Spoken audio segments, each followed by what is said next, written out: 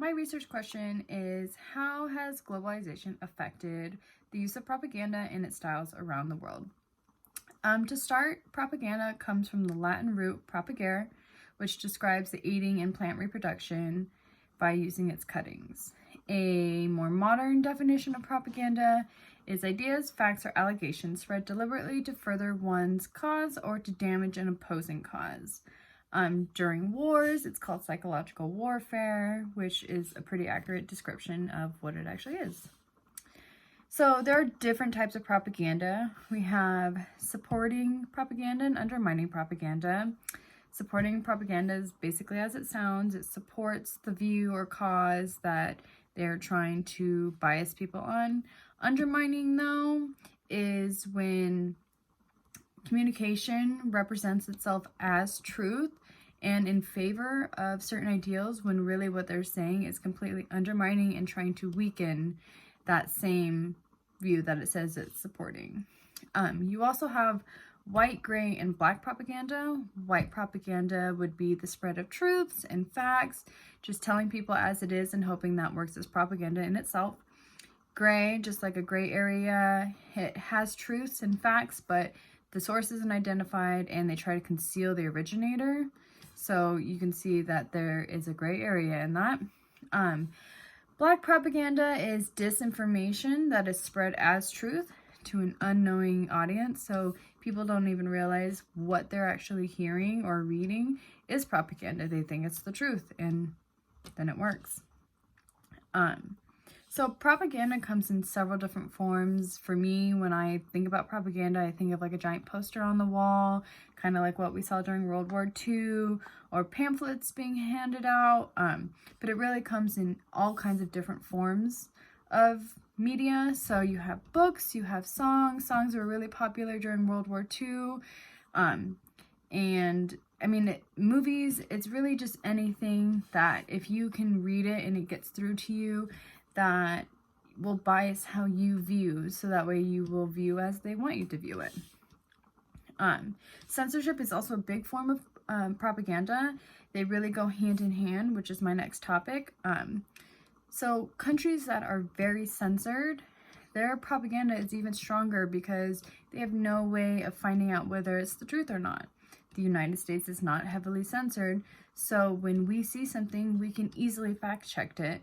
But places like North Korea can't really determine the difference, so their censorship helps aid in their propaganda.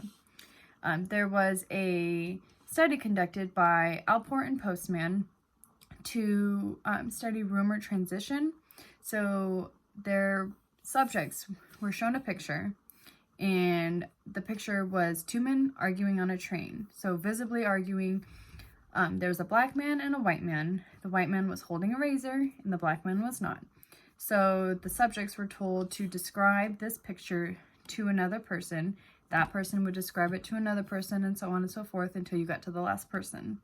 So what they found was by the end of the last person, that half of the people had changed the story. So by the time I got to the last person, it was two people arguing, a black man holding a razor and a white man holding nothing, when in fact it was the other way around. So their studies show that people put in their own bias in the truths that they tell and the stories that they tell. So without even knowing, you are actually spreading propaganda. So this is in the form of self-censorship.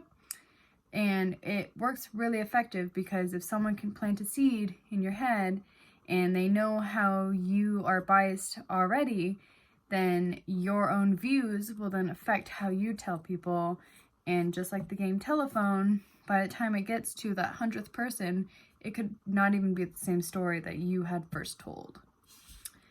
You also have censorship in newspapers. So a lot of newspapers will either run a story or not run a story based on what their editors are viewing, or how the newspaper, if it's a very right-wing newspaper or left-wing, some of them try to damage one's reputation. Some of them are known for just placing facts.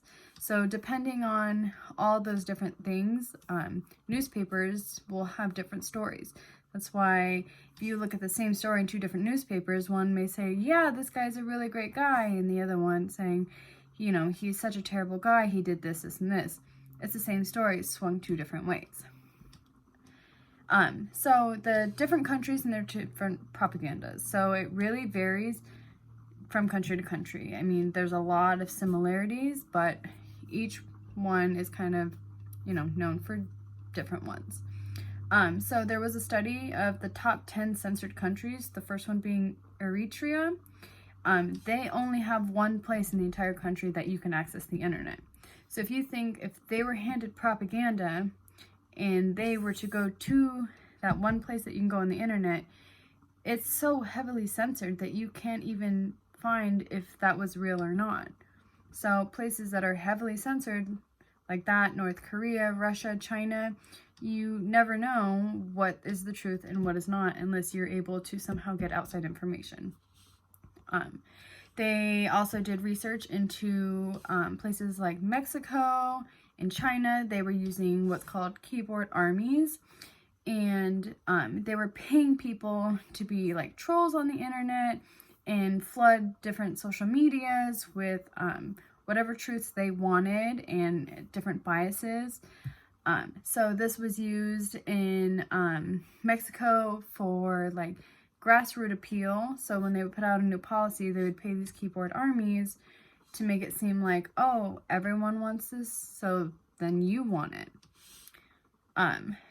In the United States, we had the FBI and the CIA that were pressuring different newspapers to not run certain stories and using legal allegations against them to kind of scare them from posting those stories, which actually worked. So in Russia, they censor the media and they censor entertainment so heavily that they post different propaganda in the form of movies, and because there's no other movies, they use that as entertainment. Therefore, the people now welcome the propaganda because it's the only entertainment they have, not realizing that it's completely biasing how they view things.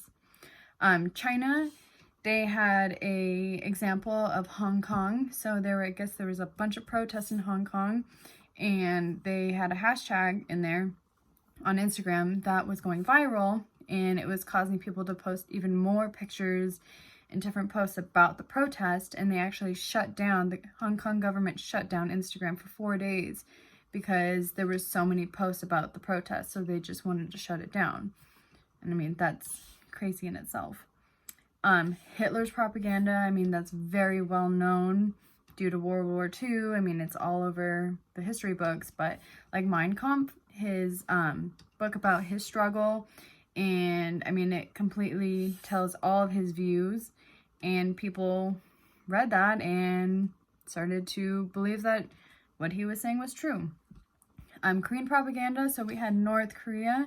They have that fake town, so when you look into North Korea or when they take pictures, it seems that it's this beautiful country and their grocery stores are full and it's well lit and there's music, but really that's just propaganda to show you what they want you to see. In reality, everyone knows that North Korea is not doing very well and their country is starving. Their people are not doing well, but you know, there's some that look at that propaganda and it works on them and they view like, oh, North Korea is doing really well. South Korea, they broadcast on loudspeakers pro-South Korean propaganda towards the north in order to get North Koreans to defect to South Korea. In France during World War II, when the Germans were attacking and invading, they had songs about "They shall not pass," and people would start singing that, and it was just to use to boost morale, which ended up working. And there's like 4 different songs about it, and there was posters. So I mean, propaganda all over the world is so different yet so similar. So to tie it all together, globalization has really impacted propaganda because now you have the internet. The internet makes information readily available. So, you know, if I were to post some propaganda on, let's say, Facebook today, in 5 minutes, someone from China or all over the world can see that propaganda. So something that was originally just would stay in your country or your city or your town can now be seen all over the world. And it's just, I mean, the internet and different social medias are used such heavily as a platform for the propaganda. So you can, it works so fast and it's so much more effective. I mean, you have when Russia used their social media, particularly Facebook, to spread anti-Clinton and pro-Trump propaganda during the election, and that's how that all came about. And actually, I mean, not saying that that did or didn't get Trump elected, but they had a heavy part using their propaganda. And so globalization has now brought that someone across the world can easily influence someone else's election.